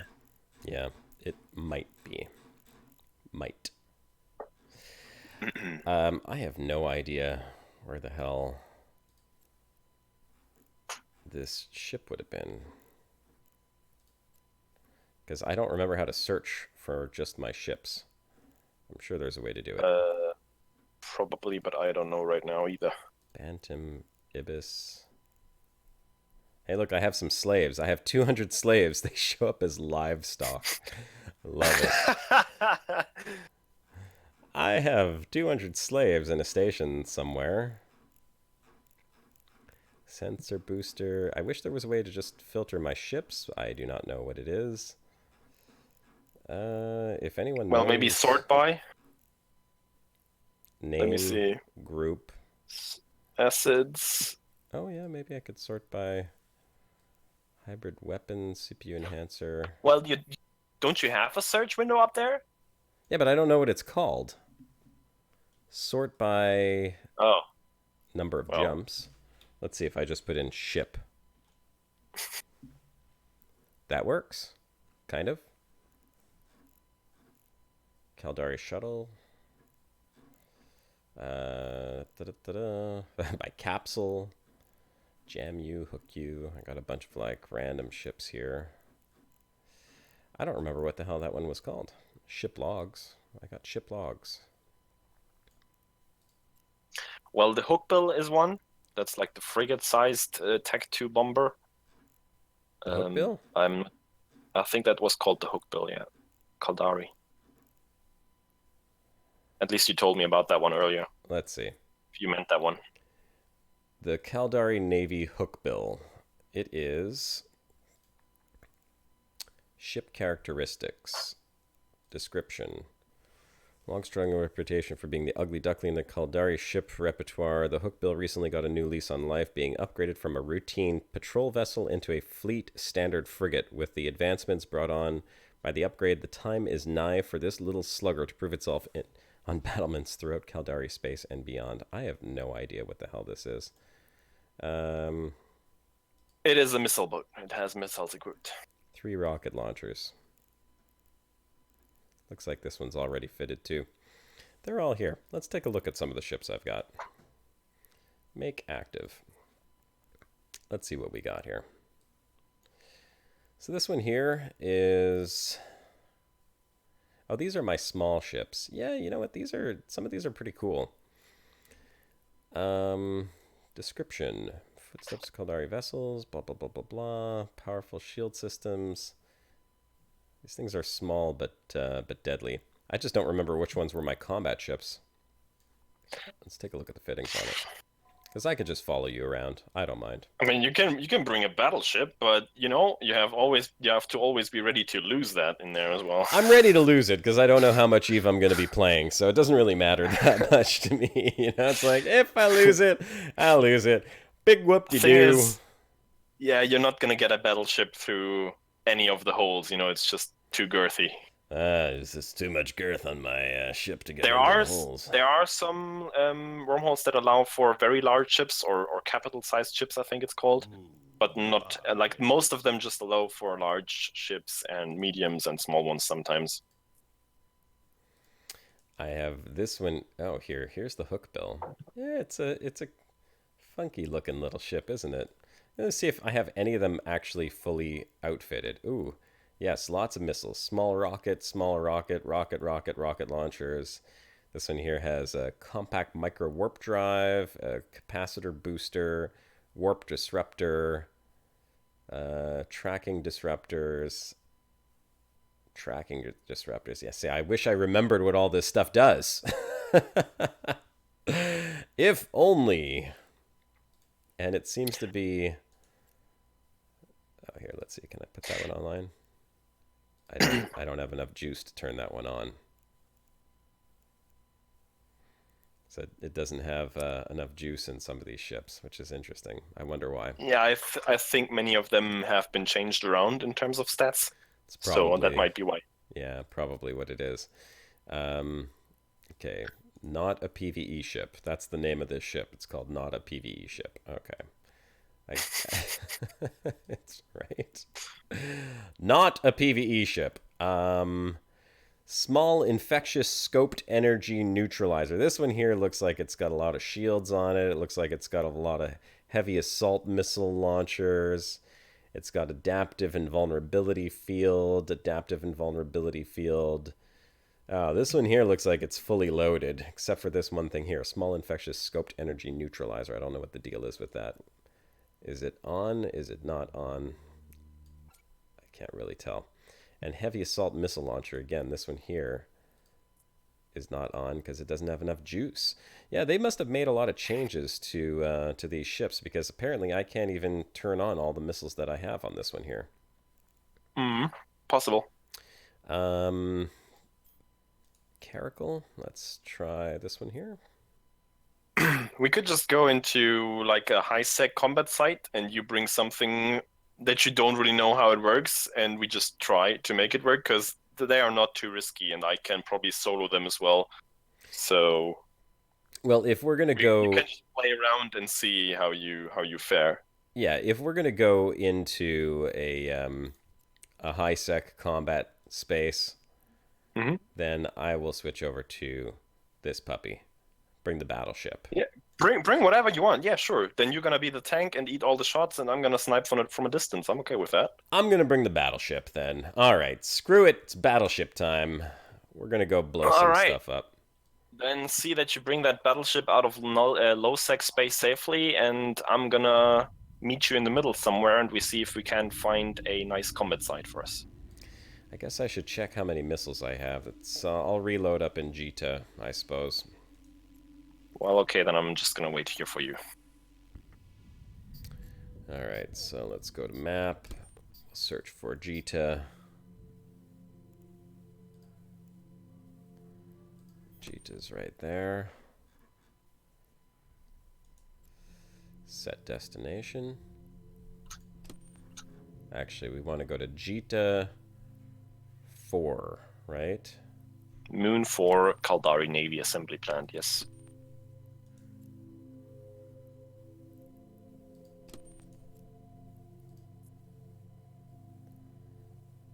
Kaldari Navy Assembly Plant. Come on. Set destination. I cannot set a waypoint to the same location twice. Oh, okay. She's already set a waypoint there. Okay, then. Let's see. Oh, and this one has drones, too. Yeah, and Penumbra, you've just seen a small glimpse of the ship design in this game. Warp drive As I said, active. every of the 4 main factions has their own kind of signature ship design in terms of overall style. Then there's several pirate factions which are kind of a mix match between some of the main faction ships, you know. And then there's also some special outliers. Like there's a mining faction which has their own kind of industrial ships, which look rather cool, I have to say. One of those rather popular recently, in fact, the Venture, which was arguably copied by Robert Space Industries, the guys who create Star Citizen, and they called their ship the Vulture. It looks rather similar. I think I can actually put something up there. I sent a link earlier in admin. If you want to put that into chat real quick, Turgeon, if he's around. If he's not around, I'm going to do it myself. Hold on. I'll link right here. I'm going to put it in chat. Yeah, they basically have a very similar ship design to that little small ship that's been in EVE Online for years and years and years. It's probably been one of the first ships in here. And yeah, people have made fun of Robert Space Industries for having such a close design to that, and you can see it in that. Like that's an event that CCP, the developers of EVE Online, put out there. They had that capitalist skin bundle for the Venture in EVE Online to kind of poke fun at Robert Space Industries, which I found was very funny. Yeah, and then there's some other specific factions, like there's the Sisters of Eve, which have like exploration ships that look completely different from everything else again. And yeah, even within the factions, the ship look wildly different and very, very interesting and well designed, in my opinion. It's a lot of fun to just look through the ship tree and see what you kind of like, what you want to fly, what you want to aim for and fly at some point. Pretty good. A lot of variety in this game. Yep, certainly.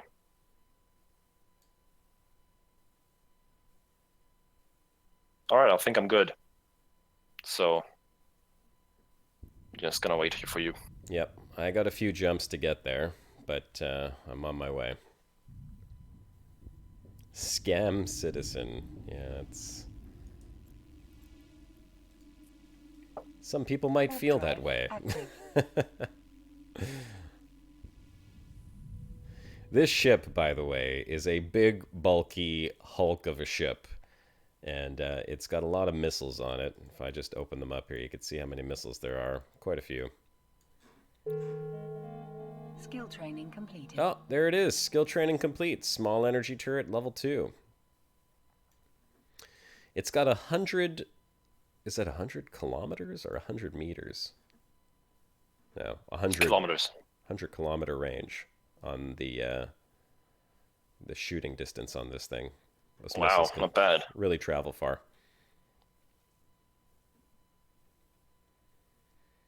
All right, I'm in 0.6 space now. The security level of the space is indicated up in the top right here. If it's green, then it's secure. The more Green or yellow? yellow or red or whatever, it starts getting more dangerous. And then you'll notice as you get to these jump gates here that there are like authority ships floating around, and they will guard the gate. What you do have to be careful, though, and it's something that you can't really predict unless you have people scouting around, is that corporations that are PvP, they'll actually be on the other side of the gate with like giant nets of energy and warp disruptors and all kinds of stuff to keep people from escaping. And they'll hold you right there as you jump in, and then they'll pod you as you come through the gate. Yep. The systems in place for setting up traps and stuff in this game are incredible as well. Like, they can stop warping halfway between here and another gate and set up like a warp net and pull you out of warp right there and have a bunch of guys targeting you. When I first started playing the game, I joined into a corporation. It was like this large Russian corporation, and I had no idea like what I was joining. I was like, I want to join into a PvP corporation. So I got in with these guys, and I had no skills, and I was like, okay, can I participate in PvP? And they said, yeah, of course. So what do I do? Okay, well, you buy this ship, you buy a warp scrambler or whatever the hell it was, and you don't need any weapons. I'm like, well, how am I supposed to fight? And they're like, you don't. What happens is when the battle begins, you fly in and you web them with your little webber, and you keep them there while we blow them up. So, of course, you're like the fodder. You go flying in real quick, you get blown up right away, but you hold them there for a couple seconds while the rest of your team has a chance to blow them up, and then your role is done. That's how it works in those big corps, yep. What's interesting, though, is that the little ships actually do have some good defense against the really big ships. Like, if a little ship came and attacked me in this battleship, the way that they would basically survive is by having very fast recharging shields and an engine that makes them go really fast. So if they can orbit me at a very close range at a very high speed, my tracking device will have a really hard time targeting them, and my missiles will do much less damage against them because they're moving so fast. Well, almost. It's essentially true, but missiles work differently. They don't have tracking. They have explosion speed and explosion radius. But okay, that's something different again. Missile damage application works different for missiles and for standard turrets. And turrets, yeah, you're right. They have that kind of thing that's called tracking. And if an enemy is circling you rather quick, its transversal velocity, like its radial velocity around you, is rather quick, and you will almost not be able to hit it with big ships and long-range turrets. But with missiles, you should probably still be able to at least hit them. You might not do as much damage on smaller ships, but that's what drones are for. Bigger ships usually also have access to drones. Yes. And they can then target that smaller stuff for you. There's many different weapon systems in this game, and many different ways of outplaying your opponent. Like, everything in this game pretty much has a counter, but you can't prep your ship for every situation. So there will always be a situation where your ship is rather ill-suited and somebody might outplay you, even if you did all the preparation, But that's the fun part. Now, I have drones. I don't remember how they work exactly. I'm just opening this drone bay. This ship actually carries a considerable amount of drones. You have to open your drone. There's a separate drone window if you're out in space, and then you can just drag them out from there into space and they will launch. And then there's a key binding to send them onto a target. Yeah, I have the drone bay, essentially, is what I have open here. But nah, that's the wrong thing, I think. There's a separate window just called drones, I think. Not the drone bay, not the inventory. I don't know the shortcut for it because I'm currently docked at the station, so I can't tell you. Okay, I'll take a look while we're doing that, and I have a few more jumps to do as well, so while I'm jumping, I'll see if I can find it. Fitting management, ship tree, blah, blah, blah, no. Okay, overview general. You might want to group your weapons as well. Oh, my weapons are grouped already. No. Yes, they are. Are they? Yes. I just had it opened up like that. They are grouped. Oh, now they are, yeah. I see it on stream. All right. It just wasn't showing because... trying to remember how this works.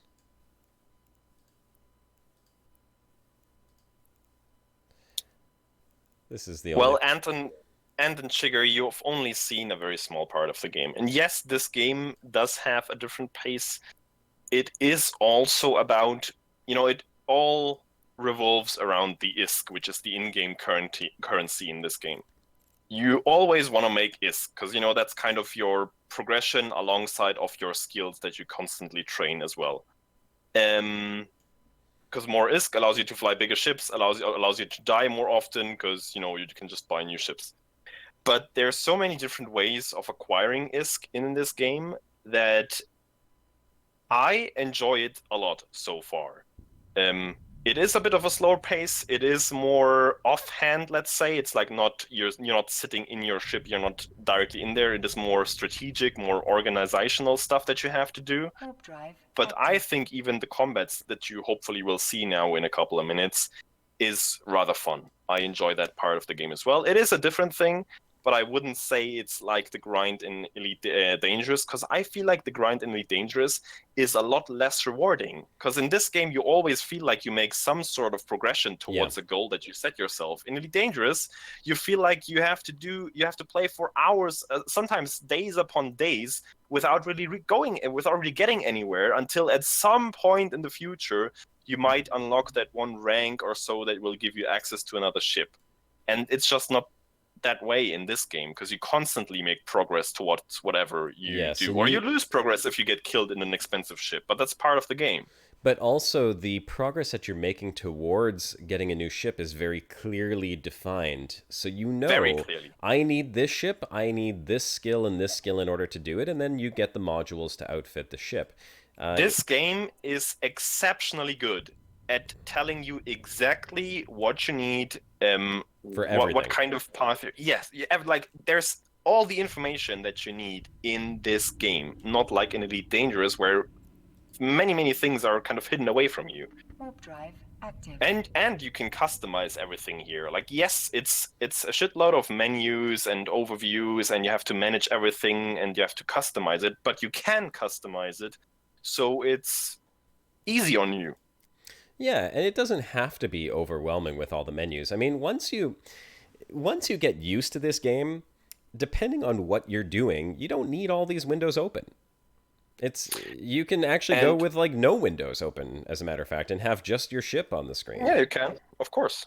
And Commander Ashpoker, I have to highly disagree with you there, because yes, I know that there's efficient ways in Elite. I've been through most of the progression at least in Elite. I've tried almost everything, and I've done my fair share of efficient ways of getting to places, and I still thought it was horrible. Yeah, I did not enjoy getting my cutter, getting my corvette. I absolutely did not enjoy that. I would have to also disagree. If you say that Elite is far from a grindy game and you're saying that with a straight face, serious 100%, I don't know how many people would actually say you're right. It's not a grindy game. It's a very grindy game. But I mean, any game that involves can be less grind... grindy, but the big counter argument there is it can be less grindy, but only if you find these, quote unquote exploits, those very efficient ways of making money, making rank, whatever you look for. If you play the game in a natural way, like you just play it to go mining, for example, you will not make any money at all. You might have fun though. I mean, I did. Yeah, you might have fun. That's I fair never enough. worried about the end game when I was playing, which is the reason why I don't have, like many people in Elite, I don't have billions and billions of gold, That's probably how you should play it, because then you will actually enjoy the game. But if you set yourself a goal and you want to get to, for example, one of these big ships, you will have a hard time. You will have to have some sort of grind. Yeah. I was talking with General Ghost earlier, which is his birthday today. So happy birthday, General Ghost. I don't know if you're in chat right now or not. But yeah, happy birthday to our resident naysayer. And grinding was basically, I mean, ask him about grinding. General Ghost has got like everything in the game, right? You say like, what do you need in order to create one of the new weapons? Oh God, you're grinding for 15 minutes or 20 minutes just to get one piece of one component that you need 30 of, It's a little ridiculous. The economy is not set up properly in Elite. There should be ways to avoid the grind if you want to do whatever you want to do. Let's say, for example, you want to just go and do combat. You should be able to go do combat, make money doing combat, and then invest your money into purchasing the things that you want instead of having to grind every single component in the game. There needs to be a better way or multiple ways for people to get it. That's what's missing, is there's really only one way to get everything. what Eve offers, there's no one best way to make money. Depending on where you are, there's different ways of making money. There's different areas of the game where you can engage to make money. You can, just trade, just haul stuff around. You can take contracts from other people. Yeah. You can just trade on the market, just buy stuff cheap and sell it more expensive afterwards. And There's so many different ways. And even if you just saw what we did there, we weren't exploring. And those containers we tried to hack, they can have some really valuable stuff in them where you can suddenly get like the next big ship up just from the price side of things, And really, there's not much difference between that and Elite. If they had that in Elite, someone could come and find you and kill you there too. So, I mean, it's like there's no protection in Elite Dangerous, really. Nothing would have stopped someone from attacking me right there and killing me if that was Elite. It happens. So, unless you're playing in solo mode, which is kind of boring. But if you want to play solo, then that's your choice, of course. Thing is, in Eve, you also have, once you progress, the means of kind of scaling up your business, let's say, and you will make progressively more and more money. So at some point, it's not even that tragic if you even lose a bigger ship. In Elite, there is kind of a cap. Like, there's no ways of scaling up your income almost indefinitely. At some point, it gets rather tedious to make more money. So, yes, I know there's billionaires in Elite as well. Oh, there's lots. But they've been playing for years. It used to be easier to make money, etc., etc. I'm just saying that for the average Elite Dangerous player, it's a much more severe to lose one of their big, expensive ships because there's no easy way to make up for it again. And also the social play in Elite is by far not as involved as it is in Eve from what I've seen so far. Eve has one of the most complex and incredibly detailed social systems in any game. And political, yeah. Yeah, the player corporations have like warring corporations. You could declare war on other corps.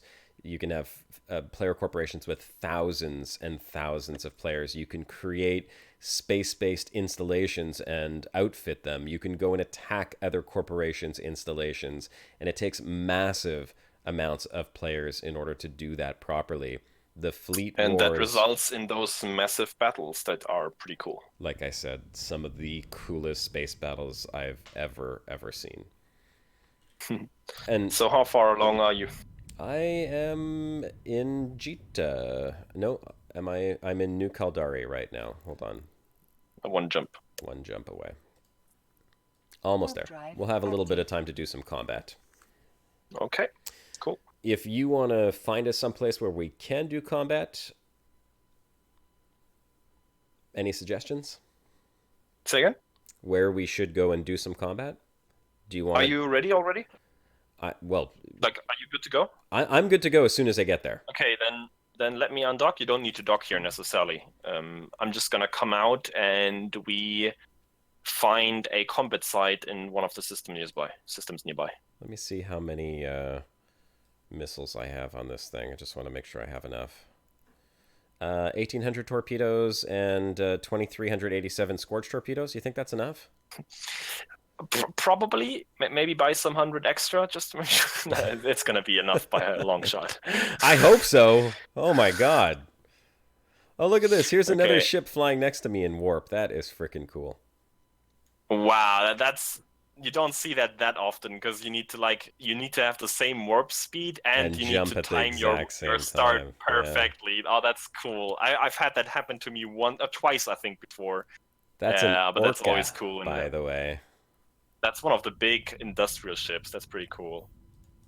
Okay, let's see. I'm gonna look for a system nearby where we can go and check for combat sites. I know a good one. Let's go to Sakanta. Are you at the space station? I'm jumping to Jita Gate right now. Jita Gate? Okay, yeah, then come here. Yeah, I'm warping to Jita Gate, rather. Now, I So you're haven't still had the opportunity since I played this game to really explore like the nebula and anything that's like super cool. So I would love to check out what the real deep space exploration is like in Eve at some point or another. I don't think there's much more. At least I know that there's more in terms of astronomy. You can like study phenomena and so, but I think that again is locked behind Omega, so I didn't see that just yet. There is planetary interaction, for example. You can like scan planets and extract resources from them as well. Again, I don't know exactly how all that works, but there is more to exploration than what we just did. Yeah, and mining is pretty cool in this game too. It was one of the ones I had the most fun with doing mining. Yeah, you can ask Mini about mining. He did a bunch of it apparently back in his days in Eve. Okay, I'm in system. Okay, so in Jita, then I don't know if the fleet warp works from here as well. If we're in different grid, I'm just gonna try it and see if you warp to the right gate as well. Warp fleet. Is it doing anything for you? No, let me get to you. Which gate do you Okay, want me then to no, go to? warp to the Ikuchi gate. Kuchi? Ikuchi. Ikuchi. I'll jump through Ikuchi gate. Warp drive active. Ikuchi Kuchi Q. Eve has an immense amount of gameplay, but the interface is the hurdle. The complexity and the lack of satisfying hands-on gameplay mechanics was the issue for me.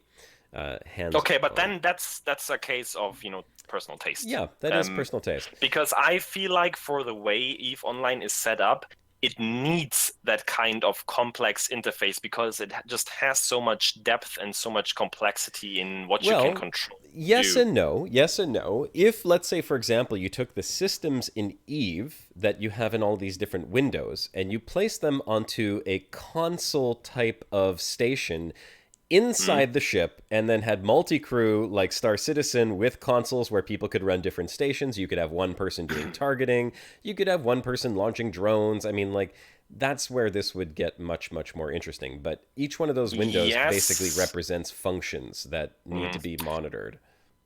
Yes and also no, because you would have complete different kind of problems then, since this game is really set up for these, big interactions. So it wouldn't be fun sitting in such a station first person with like 1 frame per second if you're in a big space battle. You need that kind of digital, a bit distanced interface where you just click buttons basically to make it work in a complex environment. I jumped through the I gate. see you, and let me take you. I mean, there are strong clusters here. We could go to the Garista Hideaway here, and again, pull up your probe scanner. You will see the combat sites on there listed, the green ones.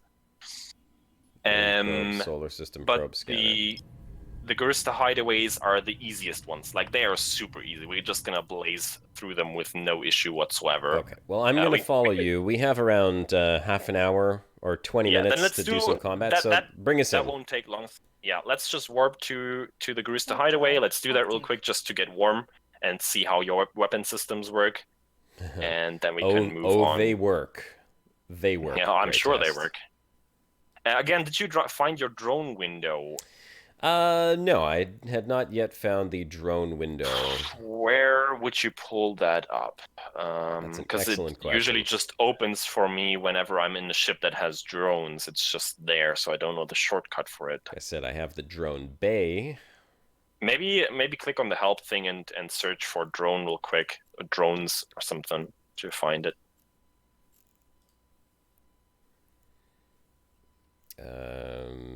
Go to help center. Okay, we're here. There's 2 enemies in space. You're probably gonna take a while to get here because your ship warps more slowly. That it does. It's a much more massive ship. Drones. I'm gonna engage in the meanwhile. And I have arrived. I will start targeting them.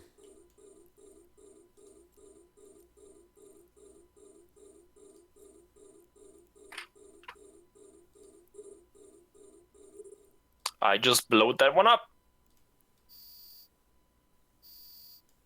And that one as well. Oh.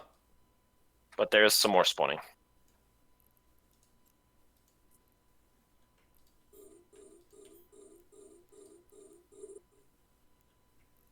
and more.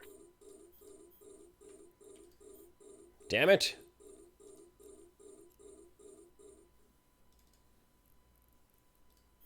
Would you stop killing them so damn quickly? Yeah, I can leave you one for you. The next one spawning will be for you. You have to understand, this ship is a big ship. It takes a long time to target.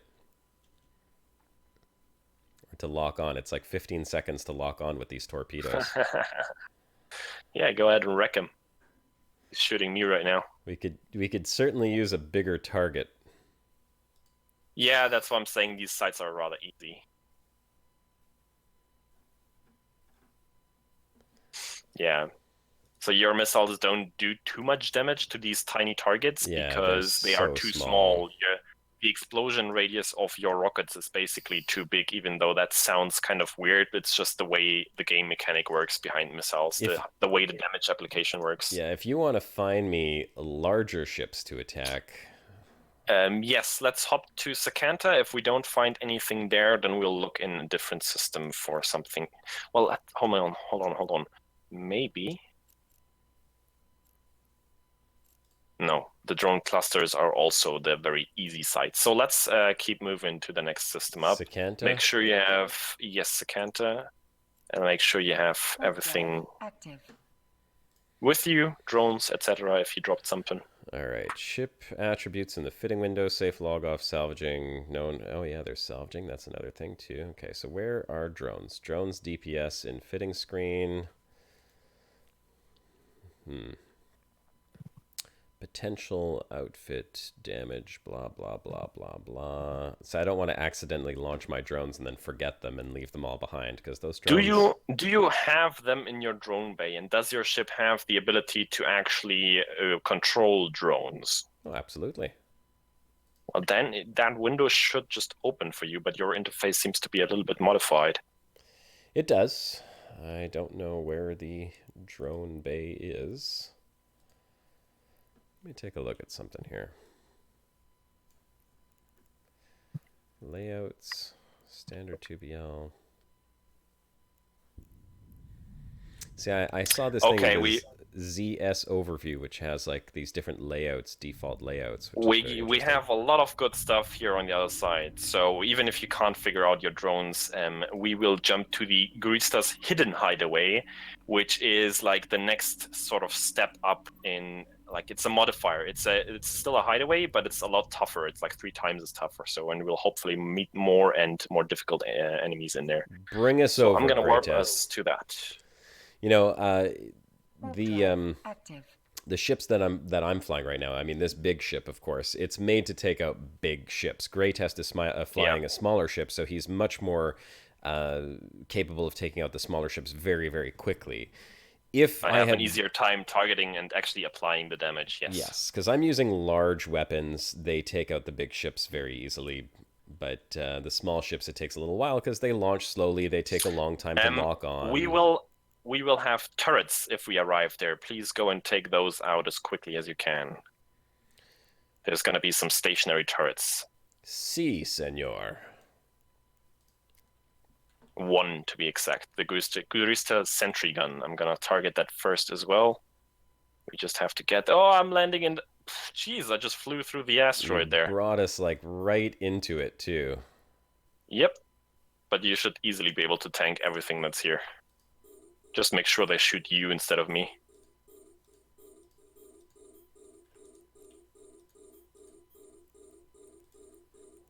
I'm just gonna fly away a little bit because I want to keep range to the enemy.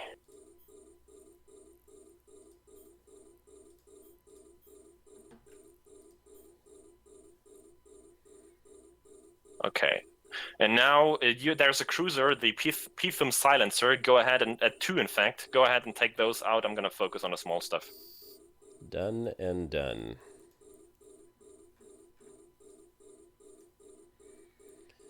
Got the silencer targeted. He is locked and getting blowed up right now.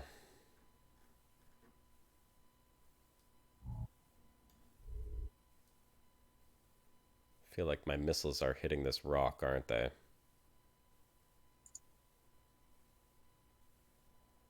I think they are. Damn it.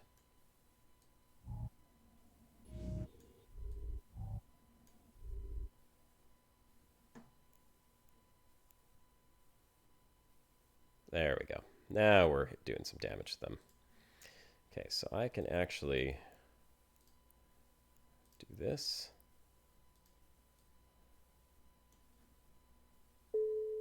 Okay, that one's dead.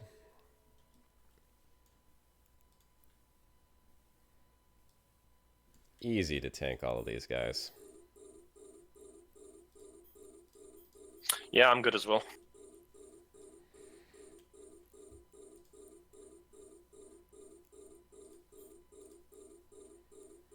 Okay, let's see what else we can take out. I'll take out this guy here.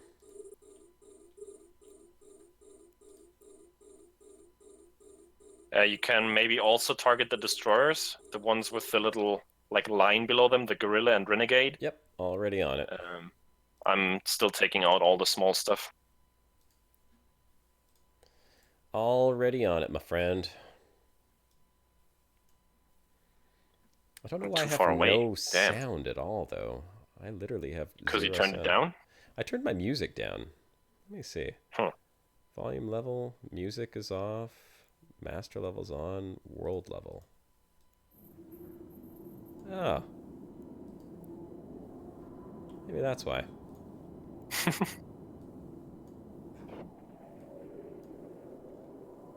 Yeah, there we go. How are you coming along with killing the destroyers? Oh, they're almost dead. Almost all of them. Okay. Excellent.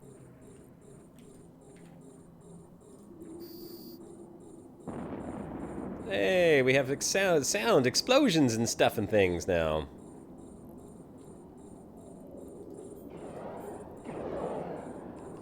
Oh, that's nicer. I was wondering why it was so quiet before.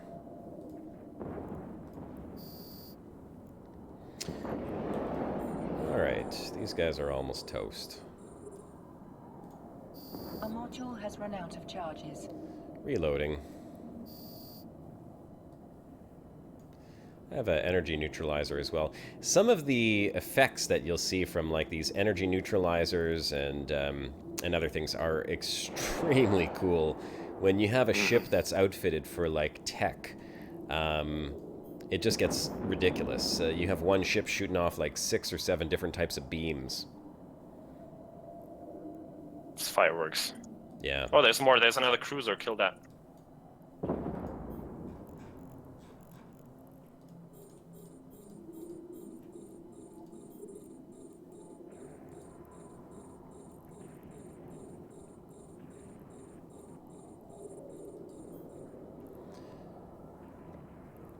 You are killing them way too fast. That's the small ones. Kill the cruiser. The big one. Silencer. On it.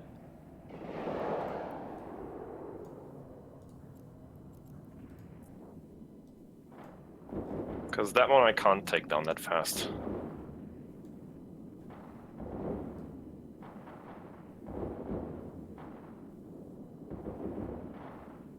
I should launch my drones and figure out how the hell that works.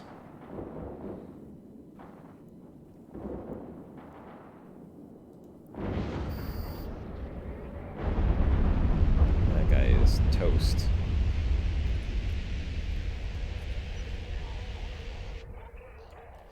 Okay, how can I send off my drones? Let's see. Open drone bay.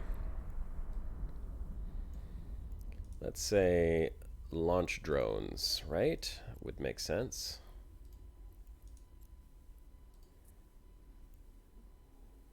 Yeah, but the drone bay is not the right window. Like, the drone bay is your kind of storage, but there's a separate window, which is kind of your drone management, where you can group them up and then send them out and retract them, and you see their health and their status as well. So it's a different thing, and I don't know where that window is for you or how you summon it. I don't know. Neither do I. Let's see. Let me know if anything else comes out. No, this site is done. We finished them all up. I'm just currently collecting loot. And then we can go to a different site if we want to. There's a Forsaken hideaway, but that's like, I haven't tried one of those yet. Those are really, really tough. So we can try it if you go in first and try to tank everything, and I sneak in behind and try to get stuff from the distance. It could work, but it is risky. I'm willing to risk my ship though. It's not worth too much. Just don't warp us out yet. No, I won't. Just gonna save my fitting in case I lose my ship. I'm just trying to figure out how to get them all back here. Return to drone bay. Does that call them all in?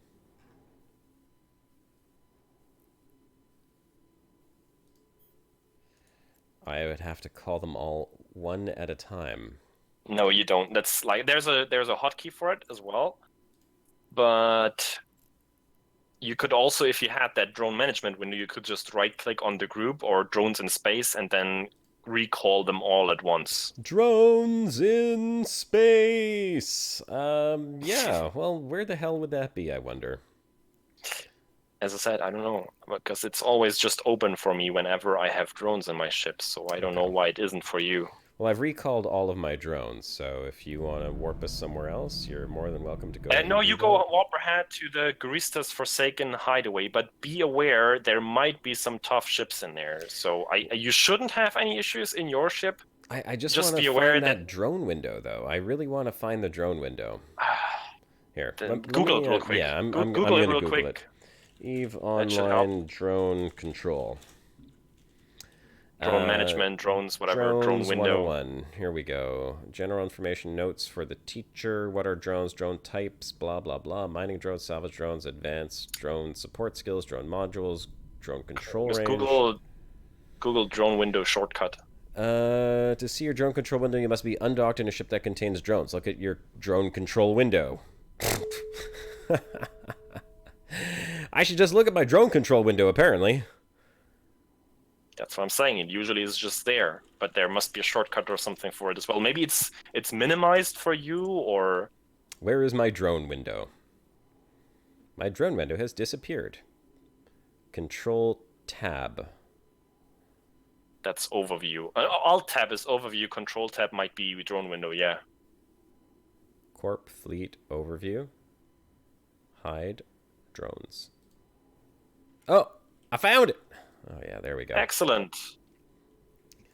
Okay, drones in bay, drones in space. Here. Yeah, and there you can group them up there in the groups that you want to have, and then send them out by just dragging the whole group out into space, and then right-click on the group and recall them Engage all, or you set up the target. shortcuts for it Okay. as well. Yeah, got it. Engage target, return to drone bay. Beautiful. Excellent. Okay, there we Then go. go ahead and jump to the Garista's Forsaken hideaway. You should see it in your probe scanner window, and tell me what's going on there, and I'll jump right after you and keep you. Garista's Forsaken combat site. That's the one, right? Forsaken hideaway, yeah. Warp drive All right. active. And now I'm not going to warp to 0 like Greytest did. I'm actually going to warp to 70 kilometers because this ship has much further range than Yep. 0. I'm gonna do that as well, just so I don't get closer than you are. All right, here we go. And off he goes. And off I go as well. Sending in the big guns first. Oh, and now we have sound for warp and everything. Gosh, we should have been doing this before. It was so quiet. I didn't know you had because I have the stream muted, I didn't know you had everything mute as well. Neither did I. I had no idea. It's like, why is it so damn quiet here? Jesus. Space is quiet, but my ship shouldn't So be what- that quiet. What did you find there? Uh-oh. There's some destroyers, and... Oh, there you are. Yeah. Okay, I have to get closer to even target them, so maybe if you would move like within like 30 kilometers, I know that's not the ideal range for your ship, but that way I can stay behind you, which I would rather prefer, because there's going to be some tough enemies spawning here As soon as I start attacking them, that's it. They won't bother you anymore. Okay, go ahead. I'm going to approach you then, and just stay behind you. And whatever comes in range, I will shoot. If that's okay with you. That's perfectly fine with me. Okay. Can you really reach them from 80 kilometers out? Yeah, I'm pretty That's sure I amazing. can. Well, let's see. My I missiles, can't even my I missiles can't even are flying target right them now. from here. Let's see. I've got missiles on the way over to them. Looks so cool. I don't know. I haven't hit them yet. Hold on. Let me go to the tactical view. Your missiles seem to be flying all over the place. Yeah, maybe it's not hitting. Hold on. Did you send your drones to attack them? No, I didn't send the drones yet. I'm Go ahead and click engage target and set them. If you click on the little bars on the top left of the window, set them to aggressive and focus fire. Huh. Okay, I'm not hitting them. Let's orbit a little bit closer then, shall we? They hit me though. That's interesting. Maybe the range of my Now I rockets can is not as target the far as first I one. thought.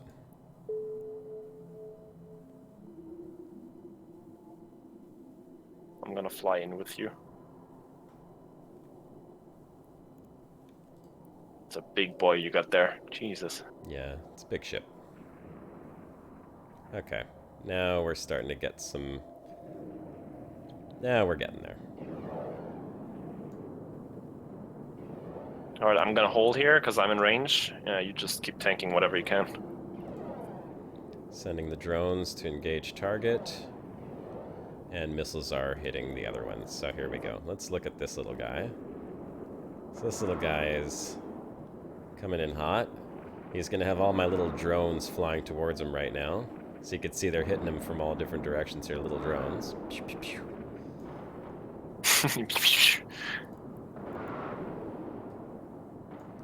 This big guy And apparently here. they're trying to hit me. They're focused on me right now. I don't know why. They have a big bloody battleship shooting them, and they're shooting my drones as well, which isn't good. I'm gonna have to retract them. There.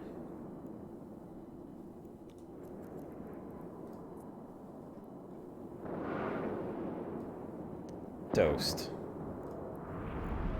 Okay, just the dire peefy wrecker left. There he goes. So next spawn. Oh, there's some good stuff in there. I'm gonna target the small ones again, but they're too far away still. So go ahead and approach a little, if you can or if you want. I mean, your tank is like not even scratched. Maybe you should reactivate your shield resistance modules, possibly. Oh, my shield resistance modules. The two golden ones on the bottom next to your thingy. Those should be shield resistance modules, so your tank gets even stronger. I don't even need to, really. Yeah, you don't need to. I mean, you're... whatever. Play as you like. I'm just gonna shoot some stuff. Looks like we got these pithy destructors here. Yeah, I'm targeting the small ones. You focus on the bigger ones, because your missiles will have a really hard time hitting the frigates. And they're shooting me! Why are you shooting me? Leave me alone. Go away. I don't like you. Okay, I'll take out the big guys.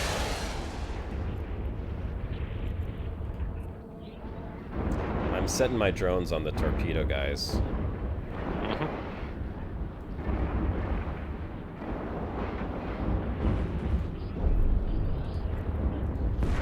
Sending drones after the other guy.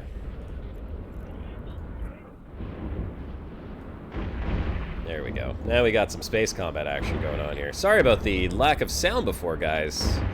Looks and feels a little bit better now. Thanks for the quote, Nightbot. We don't have Nightbot here active, but you can always keep it in your personal quote storage.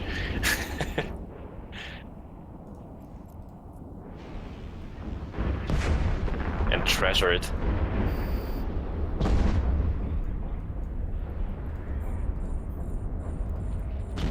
Okay, next spawn is gonna be a bit bigger even, I think. I've never done one of these Forsaken ones, so I don't know what will spawn, but we'll see it in just a second. Still no cruisers, that's surprising.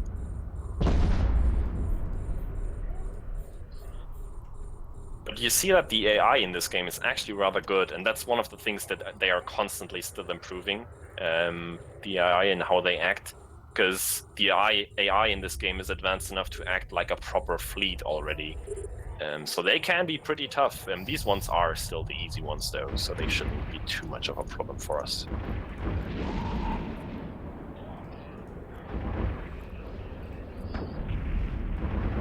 Oh, well, it doesn't seem to be too much of a problem, really. Well, they're targeting me, that's why. They're all shooting me right now, because I think they're targeting the small target first. You know, that's actually a threat to them and that they can actually easier destroy.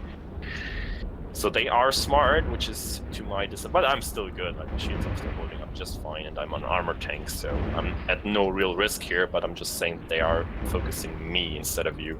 Oh, here, I can neutralize the energy on one of them, at least.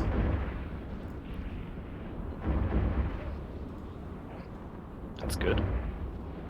I don't know why this guy is not taking any damage, though. Oh, there's the missiles. Jesus.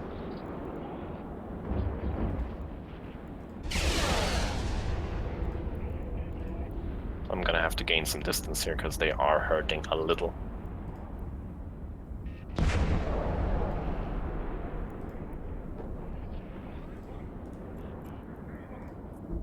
These ones are a lot tougher than the other frigates we had. Which Yeah. I'm doing a lot less damage. Well, it's 5 p.m. We're going to finish off this wave, see if there's anything left, and then we'll have to go ahead and end the broadcast at this point. Yep. But at least we got to show off a little bit of combat. I mean, definitely looks cooler than it did with no sound. I feel like it's a much better game when there's actually sound on it. Whatever happened to the avatar thing that they had, the captain's room thing? Yeah, I'm not sure if that's still in the game. That was but, after my time, but it seems to have disappeared. So Yeah, they removed it. It was a feature that they desired in the game, I think. See, I've got the energy neutralizer on this guy here, so he doesn't have a lot of juice to. Oh, oof. Everything. The effects look better now too than the last time I played. I gotta say, everything looks really nice. The missile And trails you and might everything. you might not even have your game cranked up all the way because I was able to set the graphics even a tad bit higher than they were by default. So there might probably not noticeable, but it looks pretty good. This game really does. yeah, they've overhauled the engine a couple of times in its lifespan, haven't they? Certainly. I'm just gonna face tank the rest of these. Why am I doing so little damage to these? Are they that much tougher? It's incredible. I don't know, but it looks freaking cool, I gotta say. Yeah, but they are starting to hurt me quite a bit now. I have to get some distance. That was probably not a smart idea I just did. I don't have any heal beams or anything on this ship, so... No, I'm good. I have a repair myself. I just have to get some distance here.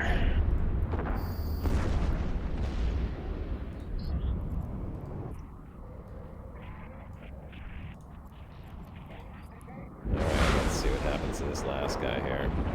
Now, of course, once we finish the combat, we can go and loot all these ships and take modules and salvage whatever is left there, which is exactly what we're going to do, but we're not going to do that for the broadcast. We're just assume that we got awesome loot while we were killing these guys. Probably, yeah. I can tell you from the last site, I got like 200k in total, which isn't really that much. It's less than a tenth of the worth of my ship, so it's not great, but it's okay for how easy it was to do. Yeah. And there's a saboteur, so he probably has some nice disruptive modules, and he's currently targeting me, so that's fantastic. Come on, let's kill that last guy, and then we can finish up. I hope it's the last one, I'm not sure. Just gonna try to get closer.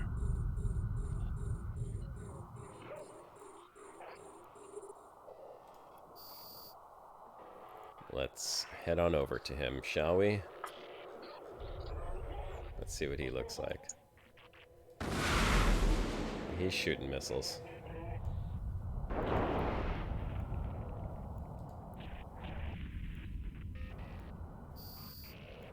Yeah, he's He's dead. scramming my... Just instant dead. That went quick. All right, and that's it. We have taken out all the enemies. Seen a little bit of combat, saw a little bit of exploration. We wished it could have been a little bit better, but unfortunately my exploration ship got blowed up, and that's the way the cookie crumbles. So, not too much exploration for today, but that's EVE Online in a nutshell. There's a heck of a lot more to it, of course. Ladies and gentlemen, we do appreciate you joining us today for this Brocast. Next week, I think we will be playing Elite Dangerous, if I'm not mistaken, since there will be a new point update being released. I'm sure we'll want to check that out. So join us next Saturday at 3 p.m. for another Elite Dangerous episode, which I know you guys are all loving. And in the meantime, we're going to play a little bit of outro music and say, see you next week. Cheerio. Would you eliminate it? Cheerio, and thanks so much for all you guys stopping by today and supporting us as every other week. Commander Josh Hawkins, signing off.